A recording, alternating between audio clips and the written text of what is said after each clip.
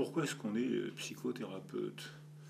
Quand on a une entente avec son patient, on se met face à face ou dans le fauteuil divan quand c'est une relation aspirée par la psychanalyse, même si les jeunes font de moins en moins cette disposition fauteuil divan qui convient à beaucoup de gens mais qui angoisse beaucoup d'autres et qui fait taire souvent beaucoup de gens qui viennent pour parler.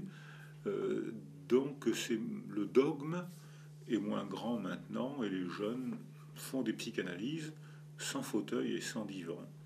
D'ailleurs, les jeunes sont beaucoup moins dogmatiques qu'à notre époque où on nous demandait de choisir entre la psychanalyse et la pharmacie, entre le divan et la pharmacie.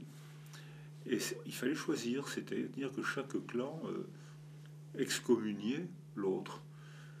Je fais partie de la génération où j'ai eu à apprendre que le neuleptyle, qui est un neuroleptique qui est retiré du commerce maintenant, et il y avait des publications scientifiques qui disaient que le neuleptyle allait guérir la névrose obsessionnelle, ce qui, 30 ou 40 ans après, paraît faramineux.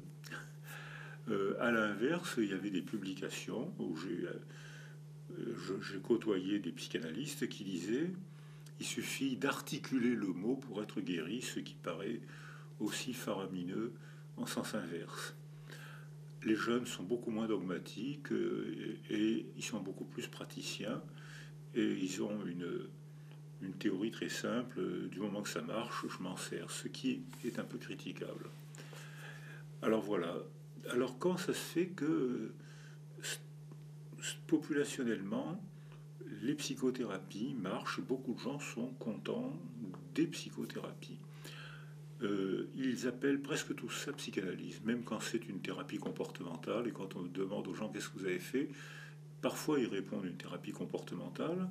Si le thérapeute leur a dit, très souvent ils disent j'ai fait une psychanalyse. Comment ça s'est passé? Il m'a posé des questions, il m'a donné un programme, et en fait c'était une thérapie comportementale. Il y a même des jeunes maintenant qui s'installent en thérapie comportementale et en psychanalyse.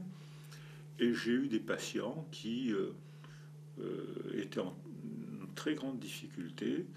Je pense à une petite patiente qui était en très grande difficulté. J'avais pris ma retraite. Je lui donne l'adresse d'un psychanalyste. Elle en ressort fracassée, au bord du suicide. Son père va la chercher. On cherche vite l'adresse d'un jeune installé qui peut la prendre rapidement. Il venait juste de s'installer, il la prend rapidement. C'était un thérapeute comportemental. Il lui donne un petit peu de médicaments. Il lui fait son petit protocole. Ça l'améliore nettement. Elle va finir ses études. Elle s'installe à Paris. Et qu'est-ce qu'elle fait à Paris? Une psychanalyse. Et la thérapie comportementale l'a aidée au moment aigu. Les médicaments l'ont aidée au moment aigu. Et la psychanalyse l'aide autrement, maintenant qu'elle est praticienne elle-même dans une autre discipline à Paris.